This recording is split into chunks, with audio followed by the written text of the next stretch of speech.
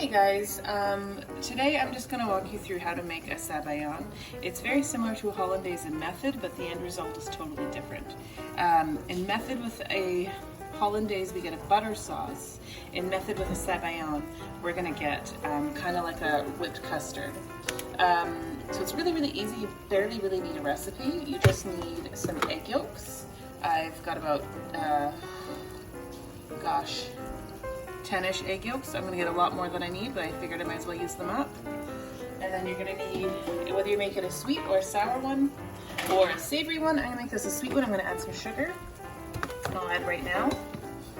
And I'm probably going to add about half a cup of sugar to this.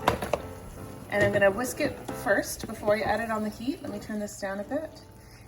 Just like I would a hollandaise. And then I'm going to add the heat, and I'm going to add a really nice alcohol. I'm going to actually add a Prosecco rather than add butter.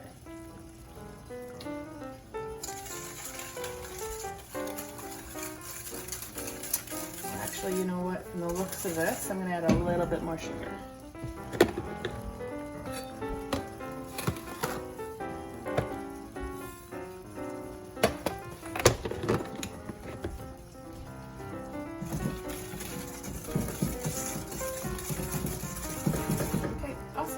So always remember with the double boilers, you don't want it so high, and you also don't want so much liquid that you're touching the bottom of your bowl. The bottom of your bowl and your bowl needs to be heating with steam and not with boiling water. So I'm going to get this right on. It fits very nicely. I'm going to start whisking this just like I would a hollandaise. Just get my Prosecco closer.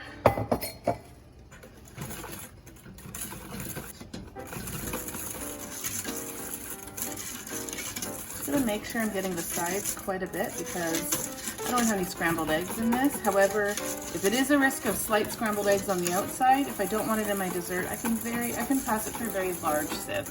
Not a small one, I don't want to ruin all the bubbles I'm adding, but a large one to catch anything particularly large. As we go, we start to see it get more of a lemony yellow color, so lighter, less dark, a little creamier in color. But we're not there yet. Remember, before we add the butter in our hollandaise, we start to see our eggs ribbon. You don't even really see our eggs together yet. So I'm gonna maintain, watch my heat a little bit. And I'm gonna watch the texture of my eggs before I add my alcohol. You can add anything to a Sabayon. You can add like an orange juice if you wanna have kind of like a Maltaise Sabayon that goes really well with maybe a lemon tart. You could do any sort of juice, any sort of alcohol, any sort of liquid really. If you wanted to make a savory Sabayon, you could do like a meat glaze and have like a Foyat Sabayon rather than a Foyat sort of hollandaise. Alright, so I'm starting to get some texture here. It's starting to come together. You can see that I'm getting some hot bubbles throughout. That's an indication of it cooking like a hollandaise.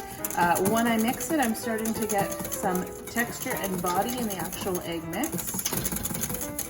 And if I lift it, it's actually starting to come with me. So I'm not ribboning yet, but I'm not far away from ribboning. Very close to ribboning. Getting nice and thick and beautiful. I haven't even added anything yet, so this is just egg yolks and sugar at this point. Alright, so as I lift it up, it starts to spin like a ribbon. It's a little thin at the end, so I'm going to go a little bit longer and then I'll add my alcohol.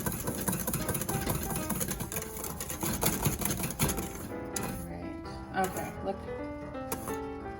Spins as it goes down. So I'm going to add a little bit of alcohol, a little at a time to get that in.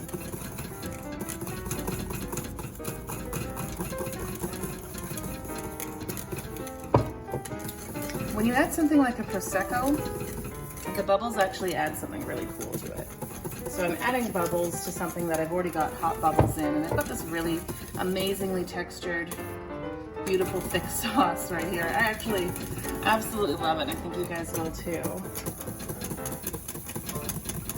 In total, I'm adding no more than half a cup of this liquid. So that's about 8-ish eggs, probably 3/4 of a cup of sugar, and about half a cup of liquid. So this Sabayon actually looks perfect, guys. And now let's plate something fun up with it. Alright guys, I'm just going to show you really quickly how to plate a Sabayon like this. I've got a chocolate chip cookie, some blueberries, and some of the Sabayon I made. Sabayon has a taste of kind of like a champagne infused creme brulee. So I'm going to pour a little bit in here. Break up some cookies into it.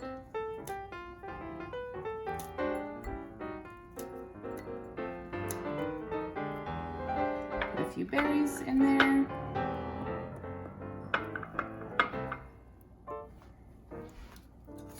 And just a little bit more on top. And have one more cookie. And a few more berries. So quite often you'll see it plated in a little bowl like this, or you could have it plated on a plate, but I just thought I'd give you guys an idea of a really nice, pretty plate up of a Sabayon.